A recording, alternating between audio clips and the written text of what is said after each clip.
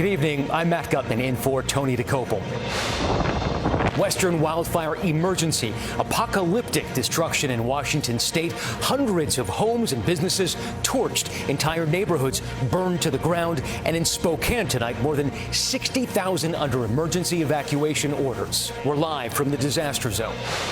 The intense new fires in Europe. Horses fleeing the flames. Also tonight, the first deaths linked to the outbreak of that parasitic stomach illness. Health officials investigating more than 18,000 reported cases in 45 states. What you need to know. New details in the deadly shooting rampage at an In-N-Out burger in Idaho. 3 people gunned down by a 24-year-old, the heroes who saved lives, and the man who shot back. Our series, Affordability in America. So this is the room. Why have a record 25 million adults moved back in with their parents? Pop star Ariana Grande taking a break from public life after intense public scrutiny. Why she's in the spotlight. And the good stuff. My favorite person, the social media trend bringing tears of joy.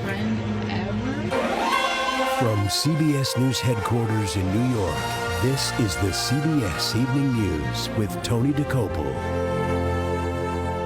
We begin tonight with a fire emergency out west, parts of another major American city, this time Spokane, Washington, under siege by wildfires ripping through and torching entire communities. As many as 1,100 homes and businesses have been destroyed. This is what Northwest Spokane looked like before. And this is after home, block after block, turned into a smoldering wasteland. And across 10 western states, at least 88 large wildfires are burning right now. Red flag warnings are posted from the Pacific Northwest to the Dakotas. Our Chris Van Cleve is in the disaster zone tonight. Chris, officials are calling the scale of the destruction there unprecedented. Matt, Washington's governor called this a nightmare scenario, likely the worst natural disaster ever to hit Spokane. That nightmare looks a lot like this for hundreds of families that will come home to find there's not a lot left. The fires, the 3 of them, have burned about 8,000 acres. They came on so fast, many people only had minutes to grab what they could and escape with their lives. There's a car. The firestorm came in a heartbeat. 3 separate blazes taking aim at the residents of Spokane, Washington. Oh my God. Unprecedented conditions, extreme drought, bone-dry brush, high heat, and wicked winds sparked devastation. How intense was this fire? Basically, it was burning primarily structures. We saw that where it was just house to house, and a lot of people don't realize those embers that get thrown off of those homes, they're starting new fires. The wildfires exploded on Saturday. Residents had just minutes to flee. Firefighters went door to door trying to save as many homes as they could, but they were soon overwhelmed. Tens of thousands evacuated. Hundreds will come home to nothing. All of our memories are gone. My dad just died, and all of his stuff was still in there too. The wicked winds and high heat that fueled this firestorm have died down. The flames have not. The task for firefighters now is try to get containment before dangerous conditions come back. In the Pacific Northwest, this is one of the worst fire seasons in more than 3 decades. At least 15 major fires are burning in Washington state alone. In Utah, this fire doubled in size just today, burning nearly 70,000 acres so far. In southeastern Idaho, the Big Rock fire has burned more than 2,500 acres, forcing evacuations. Joe Van Cara and his family saved their Spokane home by digging a fire line. But his neighbor's home and at least 8 others were destroyed. What goes through your mind? Very, very grateful. Yeah, very almost survivor's guilt in a way. Like, wow. So far, no reports of any fatalities. Firefighters took advantage of the better weather to cut fire lines, looking to build fire breaks before the temperature is set to surge again later this week, Matt. Our thoughts are with the hundreds who lost their homes there, Chris. Thank you very much. This has been a brutal summer of wildfires in Europe as well. So far, one of the hottest and driest on record. In addition to France and Spain, some of the largest wildfires right now are in Greece. Dozens of fires are burning, well over 100 homes destroyed. 2 firefighting crew members were killed in that area yesterday when 2 helicopters collided. You see it right there in midair while trying to battle the wind-driven flames. And this dramatic scene captured just today, horses running in a field engulfed in flames, all made it out safely, according to local media.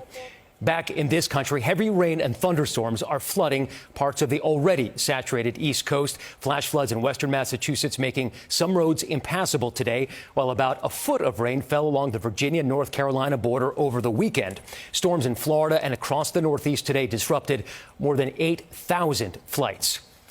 Now to the outbreak of that parasitic stomach illness, cyclospora. More than 18,000 cases reported in 45 states. Michigan, by far, has the largest number of cases, and now the first 2 deaths linked to the outbreak. Here's Carter Evans, who's been covering this for weeks. The Michigan Department of Health is now confirming 2 people have died from this summer's unprecedented cyclosporiasis outbreak. Former FDA Associate Commissioner Peter Pitts. Does that mean that this is still running rampant through communities? Data collection is a long and arduous process. And a lot of the adverse events that we're learning about now, including the few deaths that could have happened months ago, it's very unlikely that we're hearing about a more severe later outbreak. The Michigan Department of Health said both people who died had significant underlying health conditions that may have been impacted by cyclosporiasis and dehydration. If a person is older or immunocompromised or some other pre-existing condition that would make a more serious adverse event likely. Cyclosporiasis is caused by a parasite found on contaminated fresh fruits and vegetables. The FDA investigation pointed to iceberg lettuce grown by Taylor Farms in Mexico. The company says it has removed all of the suspected lettuce from store shelves. I think people can feel pretty safe that the produce on the shelves right now are safe from the problem. Have you been eating salads? I eat salads every day. But Pitts does take precautions. Wash everything you eat, all fruits and vegetables, always. It's best practice, especially now. Now, the CDC's confirmed about 7,000 cases so far, but at least 11,000 more are suspected. And the reason it takes so long to confirm is because each sample has to be analyzed under a microscope by a person who can visually identify the parasite. Matt? So time-consuming. Carter, thank you. We're learning more tonight about the deadly shooting rampage Saturday at an In-N-Out restaurant in Idaho. 3 people were killed by a 24-year-old gunman who then took his own life. As investigators look into the motive, a civilian and an off-duty police officer are credited with stopping the shooter and saving lives. Here's CBS's Lilia Luciano. Shoot. Go. Just go. Go. Somebody got shot. It was a terrifying scene in Twin Falls, Idaho, Saturday, when a gunman opened fire at around 2:30 p.m. at an In-N-Out burger. So far, all we have is a male, 20 to 30 years of age, wearing blue shirt, glasses, and pants. He got serious gun. Several witnesses described coming face to face with the shooter. I faced the shooter head on, and he pointed the gun at me. I ducked behind a white car just to have some sort of coverage.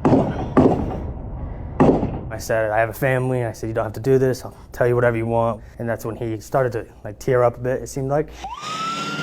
Officials said 3 people were killed, including 59-year-old Christopher Clonch, and 7 wounded before the gunman, identified as 24-year-old Chad Williams, turned the gun on himself. First responders faced what was described as one of the most chaotic instances a law enforcement officer can face in their career. Police credited 2 quick-acting individuals who fired at the shooter. We believe their actions helped drive the suspect away from the scene, preventing further casualties. Among the victims was an In-N-Out employee, according to the company's owner, who wrote in a statement, quote, "My heart is broken. We lost one of our beautiful associates." Authorities have not yet released the names of all of the victims as they work to notify their families. Investigators are also looking into what motive could have possibly led to this tragic shooting. Matt. Lilia, thank you. Now to a scandal that could potentially alter the balance of power in the House of Representatives. A Trump-endorsed House member running for re-election in Ohio is now fighting domestic abuse allegations from his ex-wife, who is the daughter of a Republican Ohio senator. Here's CBS News congressional correspondent Caitlin Huey-Burns. I had nothing to hide, and I have nothing to hide now. Republican Congressman Max Miller is refusing calls to resign his seat, facing allegations from his ex-wife Emily Moreno, the daughter of Ohio Senator Bernie Moreno, that he physically abused her and their 2-year-old daughter. I had never harmed our daughter. I also want to address the allegations of domestic abuse. I categorically deny abusing my former wife. Senator Moreno said his former son-in-law, who's running for a third term, shouldn't be serving in Congress and that he needs serious psychological help. He's a danger to my daughter, and I hold my breath every minute he has custody of my granddaughter. Miller, who has not been charged, disputed allegations made by Emily Moreno in court filings, including that he caused their daughter to break her collarbone. In a text message chain Miller released, he asked Moreno, "She is in your care. Do you know how this happened?" Moreno responded, "I have zero idea." Miller also denied claims he put a gun to his ex-wife's head or poured hot water on her. It was horseplay in our kitchen. I sprayed water at her from the sprayer attached to our kitchen sink tap water. President Trump today said Miller, who served in his first administration, was a good person. It's a very sad thing, especially when you know somebody so well, to be going through that. But it's accusations, and I'm going to let them figure that out. All right, Caitlin, switching gears here to a big test for a divided Democratic Party. Tomorrow, voters head to the polls in Michigan's Senate primary. Same Democratic Party, but these are two very different candidates. That's right, Matt. You've got the Congresswoman Haley Stevens. She's a moderate backed by the Democratic establishment, and she's facing off against progressive Abdul Al-Sayed. He's an epidemiologist supported by Bernie Sanders and leaders of the party's left. And this is one of the most expensive races in the country. And whoever wins this primary will face off against Republican Mike Rogers in a race that will help determine which party controls the U.S. Senate. Matt. We'll be watching, Caitlin. Thanks. Another major political headline tonight, an end to the high-profile standoff between two key Senate Republicans and Todd Blanche, President Trump's nominee for U.S. Attorney General. Blanche's nomination was held up over that $1.8 billion taxpayer-backed fund intended to compensate Trump allies and January 6 rioters who claimed to be victims of political prosecutions. Here's Chief White House correspondent Nancy Cordes. There is no weaponization fund. The weaponization fund is dead. Acting Attorney General Todd Blanche is now on a glide path to confirmation after signing a Justice Department order stating that a so-called anti-weaponization fund supported by President Trump will not move forward. We basically got a stake driven through the heart of the weaponization fund. Texas Senator John Cornyn was one of two key Republicans who were holding out on Blanche's nomination over fears the fund could be resurrected and used to dole out millions to people who were convicted, then pardoned for their roles on January 6th. These people were treated horribly, and this fund could have given them some solace. Trump seemed to sour today on another top official, his U.S. attorney for D.C. She folded like an umbrella. Jeanine Pirro, the former Fox News host, dismissed a felony indictment Friday against former Olympian David Hearn. Pirro's motion conceded it was botched repairs and not vandalism that dislodged chunks of the new reflecting pool sealant. Trump lashed out at Pirro online this weekend and insisted today it was criminals, not his hasty no-bid fixes, that caused the pool's flaws. They cut all the way along the base. Cut, cut, cut. Pivoting to the war in Iran, Nancy, today the president said he is giving negotiations one last chance. We've heard that at least 5 times before. What's different this time? Matt, it's not clear that there is anything different this time. President Trump said today that his threats of a World War II-level attack had forced Iran back to the bargaining table. He said the Strait of Hormuz might reopen as soon as tomorrow. But the Iranians are still insisting they're not engaged in any talks with the U.S. at all. All right, Nancy, thank you so much. Fire officials in Pensacola, Florida, were bracing for disaster today when the crew of a small plane called in a mid-flight emergency. Here's how it played out. He's about a minute out for runway 17. He's not sure if he's going to make it. He might be landing on I-10. A truck driver caught it all on video. The pilot, with a flight student on board, swooped under a roadside structure and safely landed on Interstate 10. Traffic was stopped until the plane was moved from the highway. And still ahead on the broadcast, a record number of young professionals are now living with their parents. What's driving that shift and how parents are supporting them. Plus, the new TikTok trend that's actually doing good, how it's breaking the internet and emptying tissue boxes. The government says consumer prices are up nearly 4% over the last year. But as Americans stretch their budgets, most don't need the government to tell them that. One solution for millions of not so young adults is to move back home. Our Jerika Duncan spoke with one of them for our series, Affordability in America. 34-year-old Carly Goodrow appears to be in great shape physically, but financially, it's been a struggle. This one is just super relatable. The business coach and content creator has been documenting the ups and downs. I am 34 years old.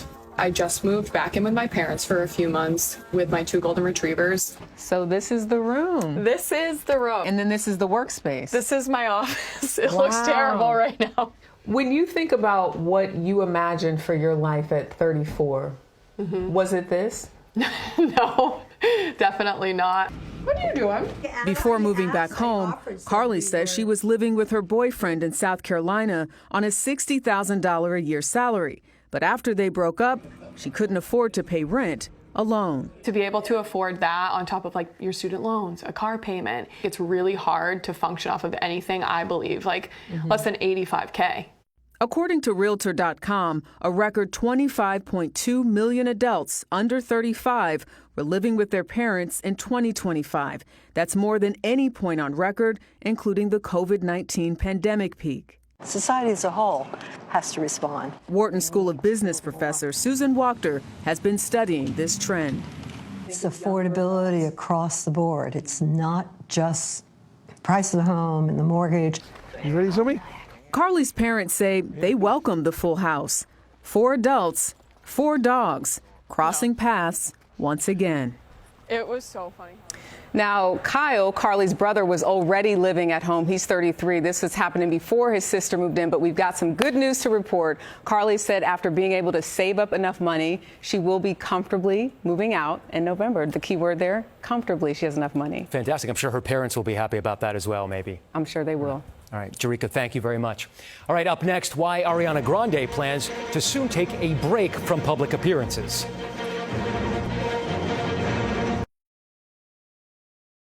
Ariana Grande is stepping away from the public eye beginning next month. A representative said the pop star will take a much-deserved break when her current tour wraps up. They named endless ongoing public scrutiny as a reason. Grande is also dropping out of the musical Sunday in the Park with George, set to open in London next year. Police in Laguna Beach, California, are praising a good boy who helped them out over the weekend. A white sheepdog's instincts kicked in when he helped first responders land a helicopter during an emergency, herding away dozens of goats. Up next, the good stuff. What happens when millions spread a little love on social media?